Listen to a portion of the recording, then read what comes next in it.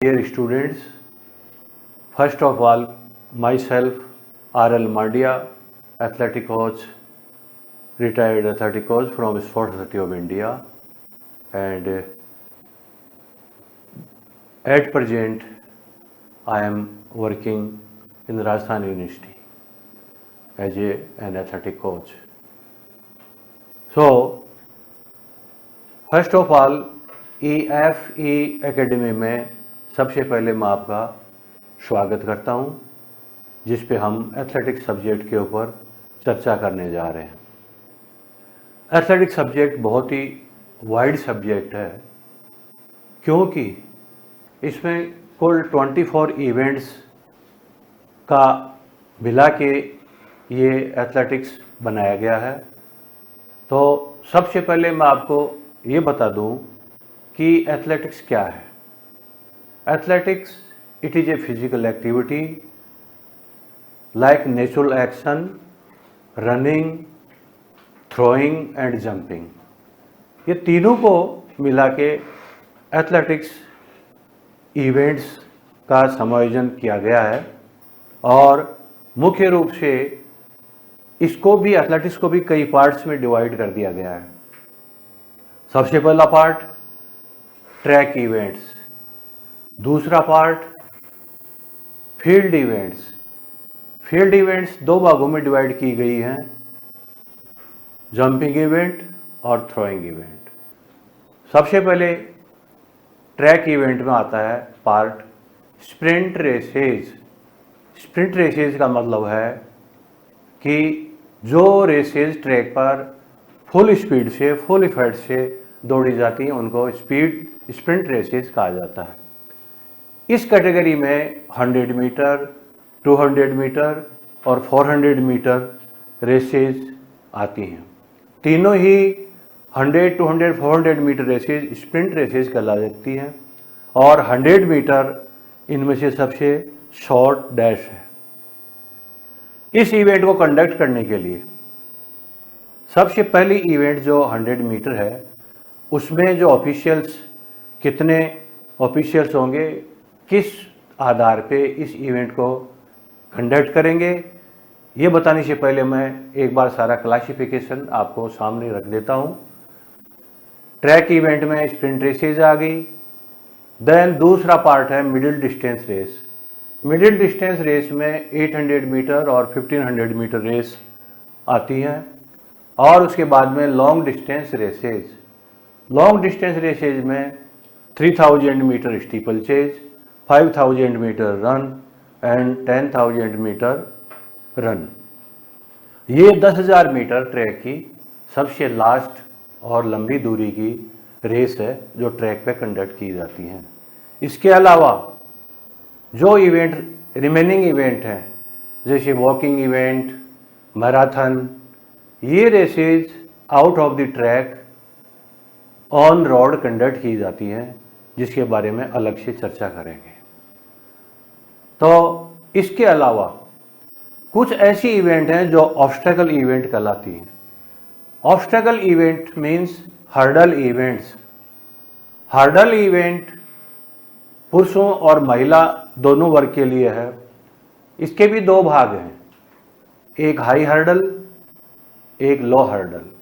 High hurdle means 110 metre पुरुषों की hurdle, 100 metre महिलाओं की हर्डल, इनको हाई हर्डल कहते हैं।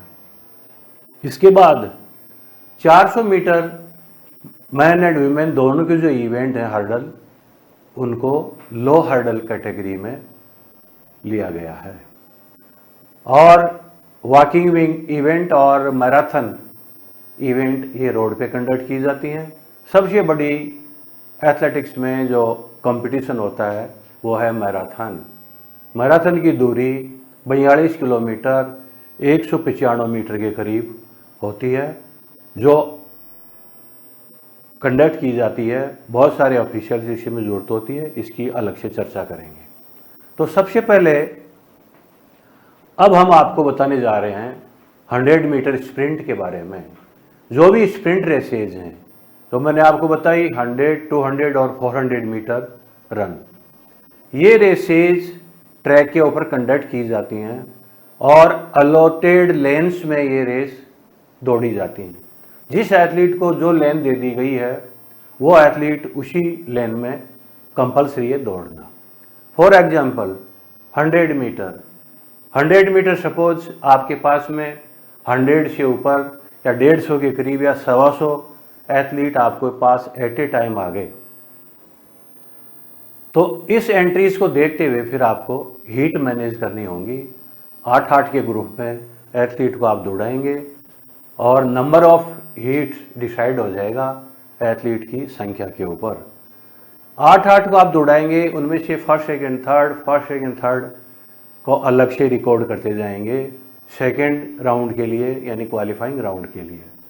100 मीटर रेस कंडक्ट करने के लिए जो ऑफिशियल्स की ज़रूरत होगी वो सबसे पहले होगी स्टार्टर, उसके बाद में असिस्टेंट स्टार्टर, उसके बाद में रिकॉलर। ये 3 ऑफिशियल एट ए टाइम होंगे स्टार्टिंग पॉइंट पर। दूसरे ऑफिशियल टाइम कीपर्स होंगे जो आउटसाइड दी ट्रैक के बाहर की तरफ बैठेंगे, टाइम लेंगे एथलीट का। वो करीब 24 टाइम कीपर होंगे। चूँकि हमें 1 से 8 लेन का टाइम लेना है तो उस हिसाब से एक पोजीशन पे 3 घड़ियाँ ऑपरेट होंगी, 3 टाइम कीपर होंगे। तो इस तरह से 8 लेने तो 8 × 24 टाइम कीपर होंगे और एक उनमें से चीफ टाइम कीपर होंगे। इसी तरह ट्रैक के इन साइड यानी फील्ड की साइड में जजेज एट फिनिश बैठेंगे जो डिसाइड करेंगे पोजीशन। जजेज एट पोजीशन भी मिनिमम 8 लेन है तो 8 मिनिमम 8 का होना ज़रूरी है। तो एक लेन के एक पोजीशन के लिए अगर 2-2 जज भी हैं तो बहुत अच्छी बात है। इतने ऑफिशियल्स के अलावा फिर ट्रैक एम्पायर और होते हैं।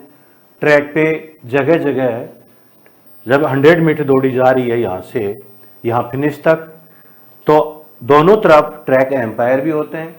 ट्रैक एम्पायर ये देखते हैं कि कोई एथलीट अपने लेन में दौड़ते हुए भी दूसरे एथलीट को डिस्टर्ब तो नहीं कर रहा। ये ट्रैक एम्पायर का काम होता है कि लेन को काट नहीं रहा। 100 में वैसे कोई नहीं काटता क्योंकि ये शिदाई में रेस कंडक्ट की जाती है। यहाँ आउटसाइड टाइम कीपर बैठेंगे, इनसाइड जजेज एट फिनिश बैठेंगे और ट्रैक के 5 मीटर दूरी छोड़ के 8वीं लेन की 5 मीटर दूरी छोड़ के 10 फीट की हाइट पे फोटो फिनिश कैमरा लगेगा। उस फोटो फिनिश कैमरा भी वर्क करेगा। जैसे मेरे सामने कैमरा है, वो 8वीं लेन की पिक्चर फिनिश पे डिसाइड करता है।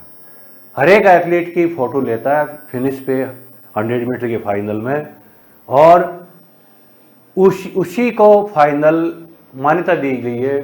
फोटो फिनिश कैमरे का जजमेंट ही फाइनल माना जाता है। इन केस ऑफ कोई भी टाई होगी 2 में या जजेज एट फिनिश के कोई भी position, second position, third position के फिनिश में अगर कोई डाउट रह जाता है तो फोटो फिनिश कैमरे की उसमें सहायता ली जाती है। वो इसलिए कि मैनुअल वॉच जो हम ऑपरेट करते हैं उसकी घड़ी में 1 सेकंड के 100 हिस्से ही आते हैं। 1 सेकंड के 100 पार्ट आते हैं, बट फोटो फिनिश कैमरे की घड़ी में 1 सेकंड के 1000 पार्ट हो जाते हैं। सेकंड के भी 1 सेकंड के 1000 पार्ट होते हैं। इसीलिए उसकी सहायता से पोजीशन डिसाइड करने में ऑर्गेनाइजिंग कमेटी को, ऑफिशियल्स को किसी भी तरह की प्रॉब्लम नहीं होगी। Thank you very much, so nice.